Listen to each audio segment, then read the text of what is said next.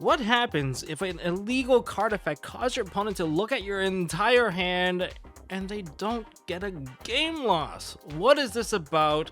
We're gonna talk about this. So anyways, today I am back. Hey guys, this is Tombox, and for this video, we're gonna kick things off with 3 quick and easy rulings and 1 talk about a particular part of the policy, significant advantage. But first of all, the 3 quick and easy rulings, one of these likely have done you in dirty. I'm sorry, this is one ruling that I've been issuing the most amount of PE minors on and the most amount of warnings given out, and I don't really blame them. But you know, for the people that I did catch, likely you survived the turn. For the people that didn't catch, I'm sorry, this is kind of like my apology video for, you know, not helping you out there, because you likely got OTK'd and then got gamed and maybe even lost a match and kind of bubbled out of your event undeservingly. So definitely stick around, check that out. And then I'll have 1 policy talk, significant advantage. This is actually really key. I want to kind of bring a little more attention to this because I realize that a lot of people have been abusing that term like improperly or applying it poorly. That has led to some people just, I guess, getting free wins undeservingly, and likely this part of the segment is going to upset some people. So 100% ask your head judge, when, especially even coming to the rulings here, ask your head judge because they always have final say. And I think all the judges need to understand so that we're all kind of on the same page here. I know there's been a little bit of division. I've been asking that question to a lot of different judges and it's kind of getting like mixed answers, and that's the weird part. When you get mixed answers on this, it's a tough one. So make sure you guys stick around to the end here, and well, make sure you guys hit that like button, subscribe, ding that notification bell, and let's go. Let's start with a refresher on Big Daddy Drytron, which is Drytron DAD Meteonis, the Big Daddy Drytron. A couple weeks ago, if you asked me how that card effect would have worked, I would have probably given you the wrong answer. And that's why there's a little bit of confusion. But here it is. Here's the scenario, guys. So we have here on the turn player, there is the Big Daddy Drytron, the ritual with 5k on the field in defense mode. And that player activates Cyber Emergency and adds a copy of Drytron the Gamma Eltanin. That gets added to hand. And then on resolution, the opponent activates Droll and Logbird, which is fine. But then the turn player chains the Big Daddy Drytron, which can negate monster effects, by banishing one of the Drytrons in the graveyard, in this case Mu Beta, to attempt to negate that card. However, the opposing player, the opponent, says, hey, you can't do that. My card has 0 attack points, and therefore you can't negate it because you'll be overpaying the cost, which is something that is common in terms of like ritual summons. And so they call a judge, and you have to go and answer that particular ruling, and you have 5 seconds to give a correct answer to this. 5, 4, 3, 2, 1, 0. So Drytron Meteonis DA Draconids can in fact negate 0 attack monsters by banishing, well, 1 Drytron monster. As long as it's a Drytron name, it still counts towards it.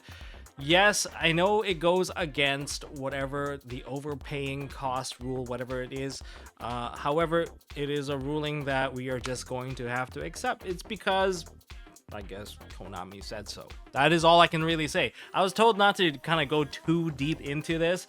It's the exception to the rule, and that's all I can really say. If you asked me this question maybe a couple weeks back, I would have said, yeah, I don't know if that actually works, but this actually makes this card so much more playable compared to before, and I think that's a good thing. People should be trying out these cards and you know, definitely not releasing stuff that just kind of doesn't really do very much against hand traps. In other words, you're able to stop Droll, the entirety of the Ghost Girl lineup, whatever else that has 0, entirety of like Yubel is also like something that it can handle as well. So this is also a very dangerous card to play against Yubel, by the way. It's 5k. If they leave up Nightmare Pain, they just swing in 2 monsters, you basically just gonna lose the entire game. So be very careful about that, all right? But aside from that, yeah, it does work. So that's a very quick update. There is a mixed answer between some judges, but I'm here to kind of clarify. Yeah, if you ask me right now, yes, it can negate it. It's just how it is. And I don't know what more can I say. Ruling number 2, this is the one. Exodia players, are they misplaying the card to take games from you that they shouldn't really take? I'm saying it in a very polite way, but It is Exodia, or rather the unstoppable Exodia Incarnate that is currently on the field, and the turn player also has a set Obliterate Blaze that they set the previous turn. Okay, so they go into battle phase and then they activate Obliterate Blaze, and then they, apply that effect, give Exodia that effect, and then they blow up their spells and traps, which includes its own card apparently. And then they try to put the 5 pieces of Exodia onto the field. Let's just say life point wise, since it does matter in this case, let's say life point is at 3,000 and the opponent still has the full 8,000. Do you see the problem here? Like, there's no one calling a judge here. This is something that you are going to have to catch right now, and you're going to have to catch it right now in 5 seconds. 5, 4, 3, 2, 1. 0. So the issue is the entire resolution was kind of messed up. It is a repairable game state, but in a way that if it's to the battle phase, it's not going to repair nicely for the Exodia player 100%, because Obliterate Blaze doesn't give Exodia, or the unstoppable Exodia Incarnate, a quick effect. It gives it an ignition effect that you'll have to activate in the main phase. Notice that it does not say quick effect anywhere around there. Just because the spell card is a quick play spell does not necessarily mean the Exodia is also getting a quick effect. So that's number 1. Number 2 is 100%, I kind of blame Konami on this. Why? It's the example duel, because they use those cards in the Austin, Texas NEWCQ. And in that example duel, you should have taken that entire duel with a grain of salt. You just imagine it's an anime duel. It's not like you play Card of Sanctity and everyone draws 6 cards. No, this is kind of a custom effect that was specifically for that particular thing. So Grandpa played Obliterate Blaze and then resolved it, and then activated Forbidden Dress, and then chained basically Exodia to destroy it, which is why people thought it was a quick effect to do so. Yeah, and some people go as far as, playing the spell card and then blowing itself up. You can't really do that. It's like heavy storm rulings, whatnot. And so it's an ignition effect. So you activate it during the battle phase. You shouldn't really get game here, especially if you're at 2,000 life. Well, or 2,000 life, you're only getting 2,000 attack points. It's very limiting.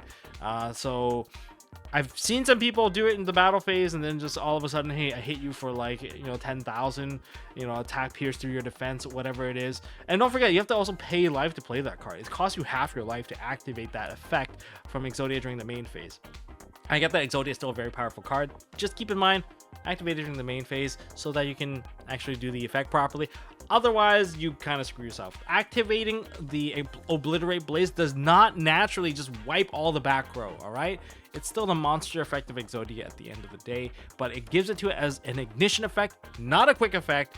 Don't copy what they did in the NAWC duel. That's all I'm saying. And then you'll save yourself a lot of trouble and maybe not lose games that you would have probably won because they made a huge misplay. It's just like a misplay that turned into a legal play that cost you games, matches, whatever it is.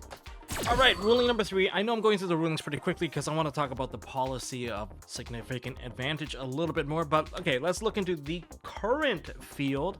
We have Snatch Steal versus Spright double cross. So player has a Spright Sprint on the field, a Cashier Fenrir on the field, and a set double cross. The opponent activates a Snatch Steal, taking the Fenrir, and then proceeds to try to move on, but the player in a new chain activates Spright Double Cross, using its effect to attempt to take back the Fenrir permanently. And so on resolution, they take back the card to the arrow, and then the opposing player playing Snatch Steal says, well, Snatch Steal has a continuous effect to take, so I'm going to take that Fenrir back, and they go into a bit of an argument. Well, I still have to apply my effect. Well, your effect gets overridden by my card of Snatch Steal because I have a continuously applying effect versus your one-time application. So they get into a little bit of an argument, and now they call a judge, and you're the judge. You have to come here to kind of deal with the situation. So they have a ruling dispute. You have 5 seconds to solve the current situation. 5, 4, 3, 2, 1, 0. The answer is The player who played the Spright double cross will keep that Fenrir permanently while that Snatch Steal is still active on the field. This is kind of like the last person who uses a controlled take card has its effect applied. Yeah, in this case, it's still kind of the same because the effect of the card is still applying. This is not something that's new. This is something that's pretty old, like brain control back in the day. You take the card, it's on your field, and when it expires, you give it back. But in this case, since the control taking is essentially permanent, you're not giving that card back, and every standby phase, your opponent essentially will still have to give you life points because Snatch Steal is still technically equipped to the card. Yeah, so that's essentially how it works. It's not anything new in particular, it's just the way that control change still does its thing. You're still applying every effect. The applied effect is getting overridden by another control swap card, and that's just how things are. You know what? Whatever that activates last essentially still takes control of it. And that's the more simplified explanation. All right, the easy stuff is over. Let's go into the can of worms. Irreparable game state, repairable game state, significant advantage, and accepted game state. All of this under one package. I guess first of all, we should probably read what are irreparable game states. If both duelists share the fault of a game state error that merits a game loss, determine which duelist is most at fault, and award that player with a game loss, and the player who is less at fault should receive a warning. Irreparable game state should never result in a double game loss, and irreparable game state should never restart a match or a duel. Repairable game state. If both players can provide clear information, a judge can determine a way to fix or rewind the game state. It is repairable. Should the game state be repaired as far as possible, then you can resume game state. And remember, a game state can be repaired if not every single action can be repaired. Okay, not every single error can be repaired. Even if a duelist has somehow gained private knowledge, a game loss is not appropriate for a repairable game state. All right, sometimes it's just, unless of course it's upgraded. Okay, so that's the TLDR. Accepted game state. Sometimes a judge determines that even though the game state is damaged, essentially beyond repair, it happened too far back to be fully repaired, but it does not create significant advantage for the duelist most at fault. So that's a pretty big part of it, the duelist most at fault. Okay, the judge can declare the game state to be accepted, and meaning play will continue as is. Likely, sometimes duelists should receive a warning along the way for kind of causing this illegal game state to occur. And then here we have significant advantage, which is another huge part in this. So Yu-Gi-Oh is a complex game with a variety of factors influencing the outcome, so it can be difficult to say whether or not with certainty what constitute as significant advantage. But if an action would result in a duelist who should not win a game, then that's a baseline for determining significant advantage. That doesn't exactly tell me a lot. Even the examples are pretty extreme examples where someone for sure would have lost the game, like illegally activating a magical explosion while Jinzo is up on the field and then taking game, and then they didn't realize that happened until that point. So that would be significant advantage, but the game's already over at that point. And then there's Havness, duelists Havness face up on the field, but there's rivalry warlords, and then they summon out Rhino Heart, but they're different typing, but then summon that they attack for game. So neither a player realizes that rivalry is applying because they didn't check the typing. So that has caused significant advantage to some degree. You can still can you rewind that game state? Probably, I'm guessing. I think that's a very significant case there. And then duelist has 700 life points, forgets to pay with Imperial Order. Therefore, they shouldn't have had that extra turn because they should have been game overed by that point. Okay, so these are pretty extreme examples, but let me give you the example that really just upset a lot of people. So this was during the Lacrima day, okay? So when Lacrima was still legal, when people were still burning for game, this is something that came up. Okay, turn player goes into time, it's game 3, and then they go into Fiendsmith's Requiem, okay? And from Requiem, they activate Requiem's effect, and the opponent chains Ghost Sister Spooky Dogwood. And then on resolution, they sided out, it's a pretty common side pattern where they side out 4 of the Fiendsmith pieces, and they realize that they don't have an engraver in the deck. And so that became illegal, so they had to revert the game state. They're in time, and so now the player who's most at fault kind of created this advantage. It's not significant advantage. I'm going to be very clear with the language here. Basically, they're most at fault. In the case that, okay, they illegally activated something, they're going to get a warning for sure for the illegal activation of, Fiendsmith's Requiem. But they also got a little bit of a hand check. But remember, getting private knowledge, doesn't exactly constitute as a significant advantage. In fact, that's still a repairable game state because all the cards can still go back to where they're supposed to be. And so now the turn player kind of knows that there's a spooky dogwood. They're not going to commit into any more summons, because if they commit any more summons, they're going to lose the game. So the game is in full control of the player who illegally activated the card. And so is that, a significant advantage? Is it a chicken and the egg? I mean, technically they have full control over the game now. Say this was game 2, okay? If it was not game 3, it's game 2, but you're going into time. And the player who has one win, well, basically say that is going to be your Fiendsmith player. Does that not give them full control of them winning the entire match? It's so weird because technically the game state can be repaired. You can rewind every single piece. The dogwood can go back to hand. The Requiem can be put back onto the field. But essentially, since they're in time, they're just going to end their turn and, well, take the draw or take the win, whatever the case may be, whatever the score is. So that's a pretty big one, all right? And so technically, well, guess what? It's a repairable game state. And they're only going to get a warning unless they get upgraded. And this is where, there's a bit of a debate, but there's it's a chicken and the egg. Do we consider the significant advantage before the repairable game state? If you read the policy up to down, significant advantage is only mentioned during the accepted game state part, which means it's too far. Then you would only consider significant advantage if the game state reaching a point of irreparable. It's just such a weird scenario, and that dynamic creates, 100% it does not feel fair. Okay, well, let me give you another scenario then. So another scenario would be dragged down into the grave.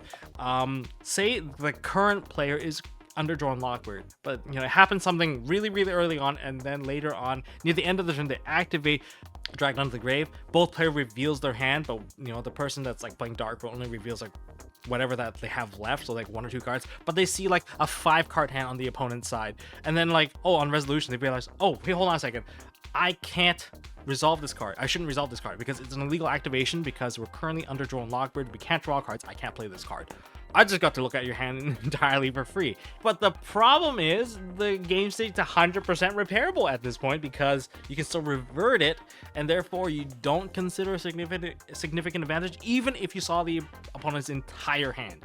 Well, of course, if you abuse this 100%, if you have the intention to do it, or if you have done it multiple times where they think it's, you're doing it on purpose, you'll have a chat in the back room to say that, so this is a very kind of gray territory. I hope I'm not causing people a lot of issues here. And I know that some people have been trying super hard to get people penalized, truly rule sharking here, and then they're like, oh, but isn't it significant advantage, blah blah blah blah blah blah.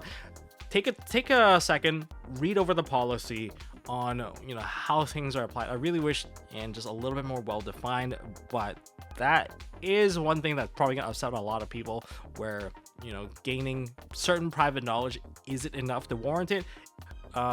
Judges would say that, hey, if it's repairable, then it is technically not significant advantage, and you don't need to apply that, and you just revert the game state. Since it's repairable, it's only going to be a warning, and we're going to move on from there unless there is an upgrade related to that. And if it occurs multiple times where they think it's a pattern and they think there's intent, well, it's a completely different scenario entirely. All right, I know this is kind of complicated to some of you guys, but I also don't want you guys to get screwed over by some people trying to use the word significant advantage to rule shark some people. Okay, that's all I got for this video, guys. If you guys enjoyed this video, learned a thing or two, well, make sure you guys hit that like button, hit subscribe, ding that notification bell, because you're gonna learn more stuff from Rage of the Abyss, and I'm back to my regular program schedule. We are done with the world's content for the most part. There's maybe 1 video left, and then that's it. We're gonna come back into trying to make this game a lot more fun, and especially with the live duel setup that we got to test at Worlds, we're gonna be bringing more and more modern live games into here, and we can finally kick off our series that I've been promising for a very long time. So thank you guys for hitting that like button, hit subscribe, ding that notification bell once again. You guys are awesome. Have a wonderful day. Bless your pulls. Good luck in your upcoming tournaments, and I'll see you all in the next one.